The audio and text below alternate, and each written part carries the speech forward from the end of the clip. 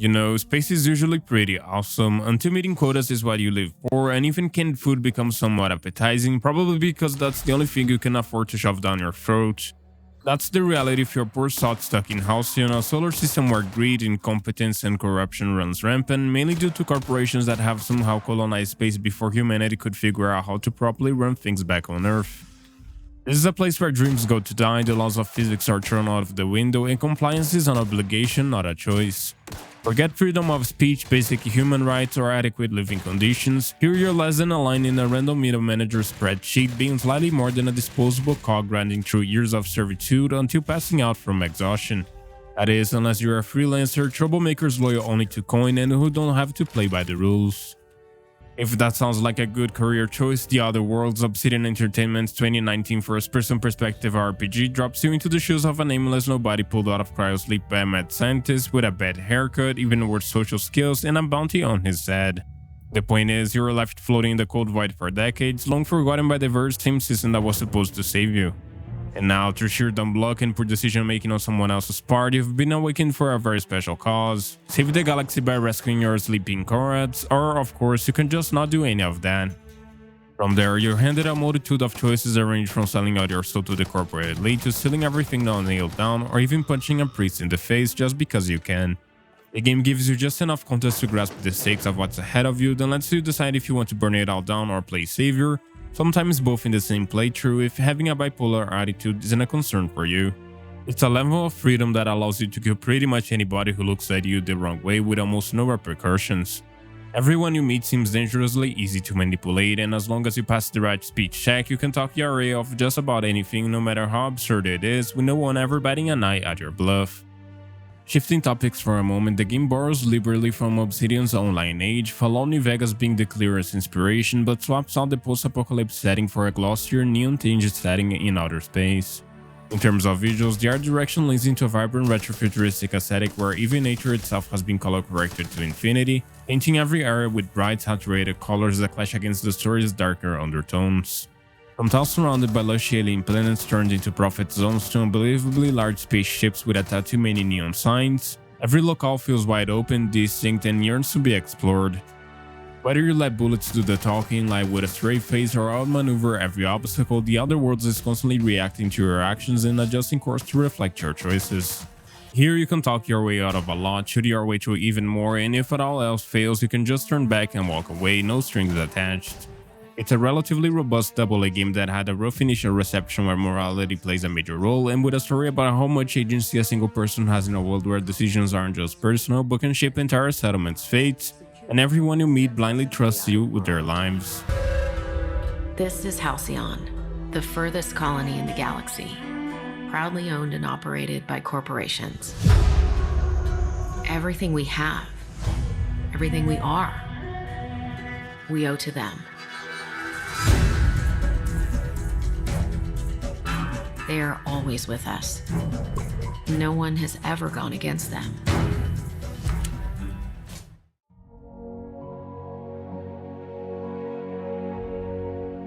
In a lonely corner of an average galaxy, you wake up days with no idea who you are or what your name is, much less what you're supposed to do other than just smile and wave to passersby. After getting debriefed on the situation, we go to meet a supposed ally who's stationed nearby to help us get acquainted with the new life we'll be having moving forward. We then proceed to land on top of said contact with our escape pod, turning the man into a corpse before even having the chance to shake his hand, ending up inheriting his gigantic spaceship that was parked nearby, and from there the whole galaxy is yours to explore and conquer. Ahead of us lies a small human settlement that is on the brink of collapse, a place where overwork is commonplace and rebels are exiled, forced to fend for themselves. Everything from overheard conversations about bureau debt to the way every item in our inventory has a brand name slapped on it gives us glimpses of how messed up the system truly is, letting the misery hammer home the corporate chokehold without having to spell it out for you. Needless to say, your role is to decide what you do with this knowledge. Will you sort out the chaos by helping tighten the leash, or would you rather give power back to the folk? After all, life isn't just doom and gloom, and there's some fun to be had too if you know where to look for it. At first, the world actually feels quite magnificent to contemplate, especially as a contractor who isn't bound by NDA. The environments are truly alluring to get lost in for a few hours, Look above to see starry skies, ships flying off into the horizon, celestial bodies looming over into the distance. You might not remember the name of every area you come across, but you surely remember that one region with a beautiful sunset and mild corpses dotting the landscape. What initially sets the game apart is how it introduces its RPG framework. Character creation gives you the usual buffet of sets to fiddle with, and you feel the consequences of those early investments right away. Skills are grouped into broader categories like dialogue, tech, or ranged, and investing point into those groups affects all sub-skills until level 50, letting you build general competency before narrowing down to specialties later down the line. Additionally, the effectiveness of weapons, dialogue checks, and even the way characters respond to you are all tied to your build in ways that makes you feel like you're missing out for not putting points into certain branches. But beyond the broad strokes of the leveling experience, these upgrades don't really offer the kind of milestones that make skill trees exciting. It's a restrictive system in the sense that the game throws invisible barriers constantly, and you're forced to chase ever higher side requirements to do basic things like convince someone not to shoot you or open locked doors. Meanwhile, perks offer a variety of bonuses that complement playstyles. These incremental benefits serve as helpful quality of life boosts rather than powerful game changers, which is fine in moderation but becomes underwhelming as you creep towards the late game, as they exist merely for you to pick the things that annoy you the most and smooth them over. That said, the real curveball comes from its optional flaw system, where taking hits too often can permanently traumatize your character in exchange for extra perk points, or you can reject them and never look back. The concept is fairly simple: embrace your character's weaknesses for a small upside, but in practice, flaws rarely feel worth the trade-offs we are offered. Still, the flexibility to keep things optional rather than forced is admirable, even if the game tries to advertise this system like a bigger deal than it actually is. Another point of contention in which the game starts to wobble is in its sense of scale, especially if you're more claustrophobic than the average person. For instance, remember that ship you got earlier? Well, it turns out that the Unreliable, as it is called, is just a static hub between missions, acting more as a glorified loading screen, with its largest benefit being that it comes with an AI assistant. It's honestly baffling how little you're allowed to do with it. There are no cosmetic changes, no layout tweaks, no upgrades, pretty much nothing. Aside from that, although early hours sees this sprawling multi-planet adventure packed with mystery and possibility, reality is that Halcyon is more of a curated set of zones than an expensive star system you can explore at will. Most areas are tight in closed spaces, and the worlds you can land on are really just walled-in slices of not so open terrain, with faraway scenery always staying out of reach. The illusion of density breaks fast once you realize how little there is to actually uncover, even though points of interest dot every region, most being plain old backdrops with nothing unique for you to collect. Likewise, once you're off the main path, the filler becomes easier to spot, and over time the sameness becomes harder to ignore, dulling the excitement of landing somewhere new. Despite a few visual differences, many areas follow the same layout: an open area, a few caves, and scattered outposts with the occasional enemy for you to fight. Not to mention, there are lots of fetch quests to go by, frequently boiling down to running errands for people too lazy or incompetent to walk 5 feet. You'll spend a lot of time grabbing items or delivering messages for NPCs who seem oddly incapable of handling their own business, no matter how trivial it is. The repetition isn't offensive, but it reminds you that, for all its branching paths, you're often just killing time and nothing more. On that note, while the writing sometimes makes these side jobs relatively interesting, it's rarely enough to disguise their inner simplicity. And on the topic of dialogue, while it has its moments to shine, it can feel a bit archaic in delivery, with some conversations playing out like a throwback to older RPGs rather than a modern evolution. Information for nothing. Very well. I am no match for your your yammering. Here's how to get to Devil's Peak. Anyhow, the satire is acidic without trying too hard, and the dry, dark humor pops up sporadically, keeping the tone serious without skipping the punchline. Still, interactions with NPCs can come across as hollow caricatures, and most characters feel like cardboard cutouts that deliver their lines, serve their purpose, and vanish from memory. Even companion arcs, while clearly more complete from afar, rarely reach the emotional heights of other RPGs, leaving the cast feeling disposable. That aside, the writing isn't terrible despite having a few clunky moments, and choices made early on ripple through the story in small but relatively satisfying ways, which is definitely great. What drags it down occasionally is the lack of friction. Decisions feel risk-free, therefore much of that choose-your-own-path talk eventually starts to feel consequence-light. Overall, The Underworld is a game that tries to be many things at once, like a jack of all trades, but without a large enough budget to back up its lofty goals. While some environments kind of blend together in terms of layout and objectives, the aesthetic through line is strong enough to keep you engaged through thick and thin, at least until you realize most of what makes areas memorable is tied more to their atmosphere than their substance. Still, there's something oddly compelling about the sincerity of its faults that makes you want to keep going, even if it takes more persistence than usual.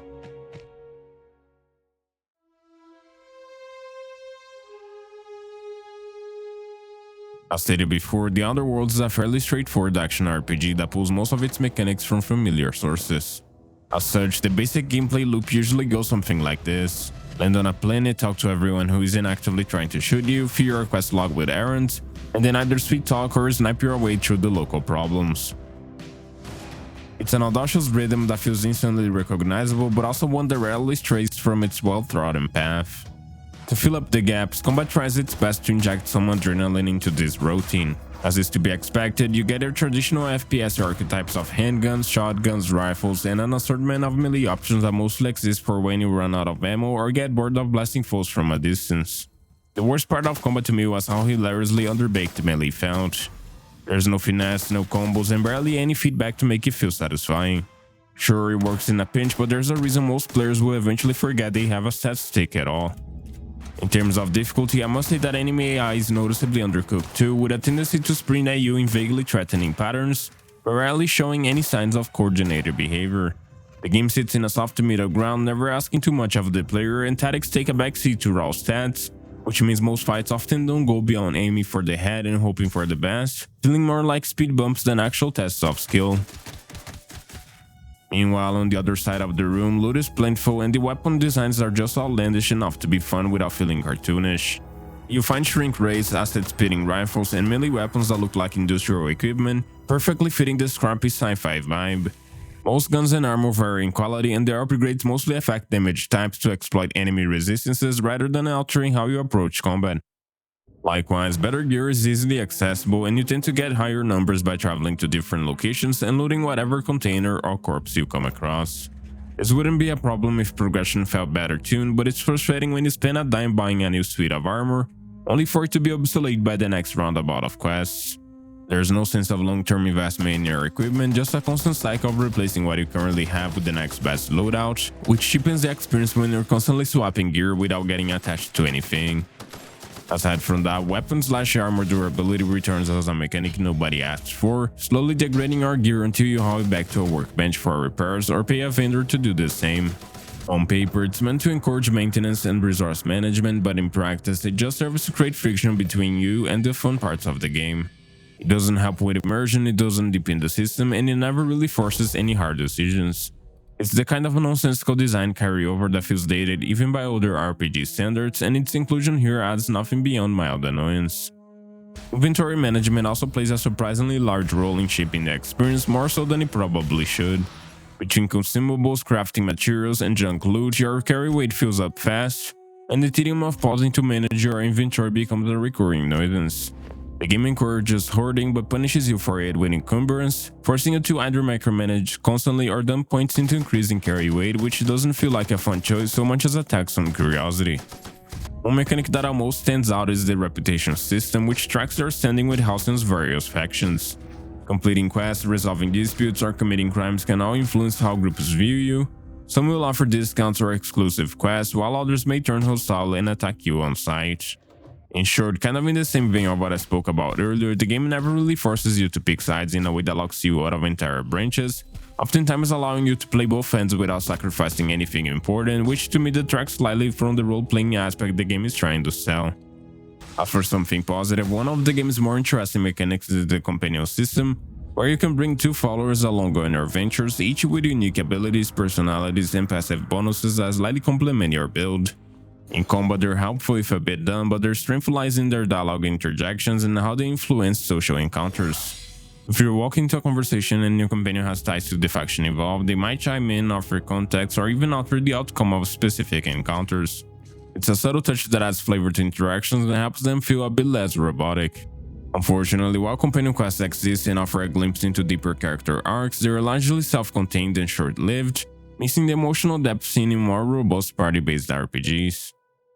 And while the game does introduce a few standout ideas like the aforementioned flaw system or its tab-based dialogue branches which can dramatically alter quest resolutions, they don't always land with the impact you'd expect. Thankfully, tactical time dilation, also known as TTD, rises to the occasion, letting you slow time and target specific body parts for extra effects like crippling legs or blinding targets. It adds a layer of complexity to shootouts, but I must clarify that it rarely turns the tide or enable clever strategies, being mostly just an extra panic button for you to press when surrounded by enemies. In the end, The Other Worlds feels like a collection of competent systems that don't necessarily miss their marks, but also don't elevate one another to high altitudes. It's a bumpy ride with slightly awkward controls, fine gunplay, and a serviceable weapon variety where everything does its job but without an amazing sense of synergy. You'll find enjoyment sometimes mainly in the little moments where systems harmonize, but it's not a guarantee that you won't drop the controller after collecting your 5th weapon reskin or wrapping up yet another kill, fetch, deliver cycle disguised as an important mission. With that in mind, the game's core gameplay loop is definitely far from bad, but over time you likely start to feel the weight of its compromises. Nothing is broken, but very little of it is outstanding. It's a game made of calculated choices designed to be welcoming rather than challenging, being satisfying in the short term, but once the novelty wears off, you're left wondering how much of what you're doing is meaningful versus how much is just meaningless routine.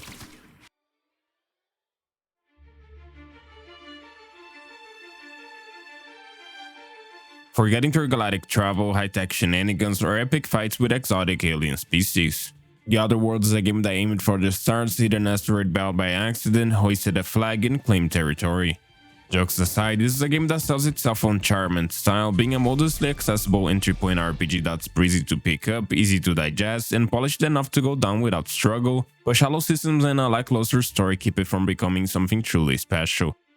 It's a linear 20 to 30 hours experience depending on how much of Halcyon you choose to explore, and while its brevity helps avoid bloat, it also limits how far its concepts can stretch. For all its charm, there's a lingering sense that it plays the long game just a bit too safe, and in doing so, it never fully capitalizes on its more daring ideas, and by the time the credits roll, you're left with the sense that it could have gone so much further. Mechanically, it's a mixed bag that is never quite flashy nor impressive, but it doesn't stumble much either. As such, the gameplay isn't groundbreaking, and combat oftentimes feels like a formality rather than a thrilling activity, but the game does well enough to keep its loop engaging in the short term. From beginning to end, the pacing remains fairly consistent with clear quest markers and enough forward momentum to keep you moving. And as far as storytelling goes, the game opens with a bold premise. Rescue your fellow colonists and disrupt the corporatocracy, running Halcyon into the ground, but that urgency slowly gets buried beneath side errands and meaningless tasks. The plot turns into less of a driving force and more of a suggestion, becoming something you can engage with at your own pace or put on the back burner indefinitely. That said, I cannot deny that the game's writing still carries a bit of weight, giving the game a memorable identity, and its tone remains one of its defining strengths. The world is fully bought into its premise, and even when the satire dips into cartoonish exaggeration, it never feels tonally off. There's an identity here, and while it leans on familiar beats, The Other Worlds finds enough personality in its characters and setting to feel distinct. Overall, even though it ticks every box of a good game, that's not enough to carry it past its clunkier moments, and yeah, despite its unevenness, the game remains oddly compelling. The truth is, it didn't try to reshape the genre. It just wanted to deliver a solid, reactive, self-contained RPG that's entertaining for a while, but was doomed to eventually lose gas. And while some aspects may feel a bit bland, it remains an accessible and rewarding experience for players who value thematic consistency over raw mechanical innovation even in today's landscape. It isn't spectacular, timeless, or a must-play, but in my subjective opinion, it is good enough to hold its own against many of its genre peers out there in the market. If you're the kind who gets joy from exploring every nook and cranny and doesn't get bored easily, you'll probably find something to love here. That being said, fans of classic Obsidian titles, dialogue-rich narratives, and tighter runtimes will get the most mileage out of The Other Worlds. On the other hand, those seeking complex systems, strategic combat, or in-depth world building might find the experience a tad too shallow for enjoyment. However, despite its shortcomings, it's hard not to appreciate the effort that went into making the game what it is. A compact sci-fi that at the very least sticks the landing where it counts. For more reviews like this one, consider subscribing, or if you prefer, check out the written version of my content via the link in the pinned comment down below for a spoiler-free experience. Also, liking and sharing the video is very much appreciated, and feel free to leave a comment as well if you want. I always read everything, and your feedback is what helps me improve. Anyhow, I really hope to catch you in the next one. Until then everyone, please take care.